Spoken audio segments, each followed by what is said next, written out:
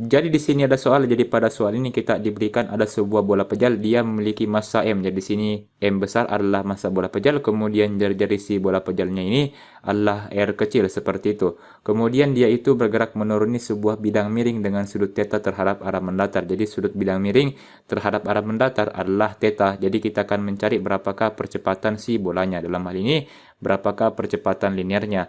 Jadi kita gambarkan dulu ini bidang miringnya.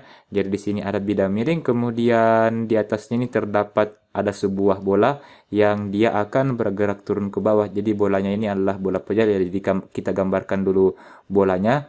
Kemudian setelah itu, jadi di sini karena bolanya ini dia melakukan kontak dengan permukaan bidang miring, jadi di sini ada gaya normal yang arahnya itu dia tegak lurus terhadap bidang, jadi disimbolkan sebagai N.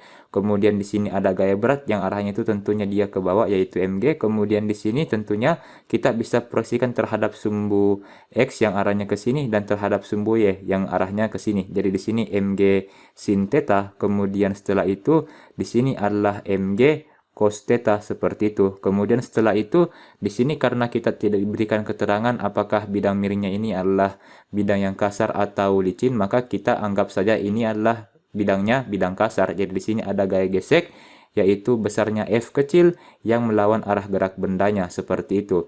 Kemudian setelah itu, jadi di sini kita akan menggunakan hukum 2 Newton pada gerak rotasi, di mana rumusnya seperti ini, sigma tau itu dia sama dengan I dikali dengan alfa.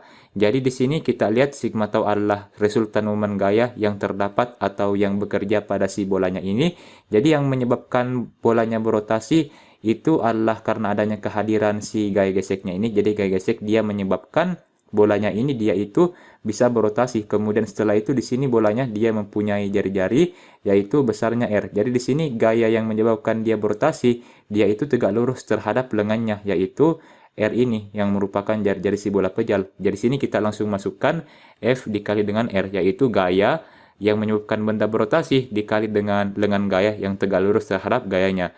Nah, di sini karena si gaya gesek ini dia itu cenderung memutar si bola pejalnya searah jarum jam, maka di sini dia itu nilainya akan negatif. Jadi sini minus FR. Seperti itu. Sama dengan I, jadi I adalah momen inersia bola pejal. Jadi kita gunakan rumus momen inersia untuk bola pejal yang letak sumbu putarnya itu dia diputar melalui pusat. Jadi kita gunakan rumus momen inersia untuk bola pejal yang berputar melalui pusatnya, di mana rumusnya adalah ini, 2/5, kemudian dikali dengan M, dikali dengan R kuadrat, seperti itu. Jadi ini rumusnya, kemudian alfa adalah percepatan sudut. Jadi kita gunakan rumus percepatan sudut dalam konsep gerak melingkar, di mana alfa sama dengan A per R. Kemudian setelah itu kita masukkan di sini A per R, seperti itu. Kemudian setelah itu kedua ruas dibagi dengan R. Jadi di sini R-nya ini habis dibagi semuanya. Jadi tinggal kita dapatkan di sini hasilnya adalah minus F sama dengan 2/5 MA, seperti itu. Atau kita bisa katakan F sama dengan minus 2/5 MA. Jadi sama saja. Kemudian setelah itu, jadi di sini kita akan gunakan lagi hukum 2 Newton. Dalam hal ini hukum 2 Newton untuk gerak yang linear atau gerak yang lurus. Jadi di sini rumusnya itu adalah sigma F sama dengan M dikali dengan A. M besar ini adalah massa bola pejal. Kemudian setelah itu di sini kita lihat ada mg sin theta. Jadi di sini mg sin theta ini adalah gaya yang menyebabkan dia bergerak atau yang menyebabkan dia dipercepat. Jadi di sini mg sin theta. Kemudian setelah itu di sini kita lihat ada gaya yang menghambat percepatannya yaitu di sini ada gaya gesek. Jadi di sini karena gaya gesek sifatnya itu menghambat, maka di sini gaya geseknya itu bernilai negatif. Jadi di sini minus F sama dengan MA, seperti itu. Lalu kita masukkan di sini. Jadi di sini mg sin theta.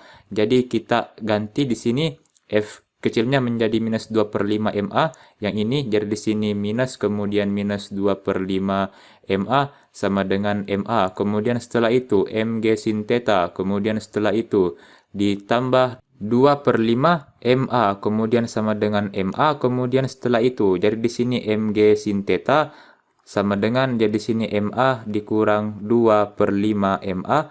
Jadi di sini tinggal kita kurang jadi mg sin theta.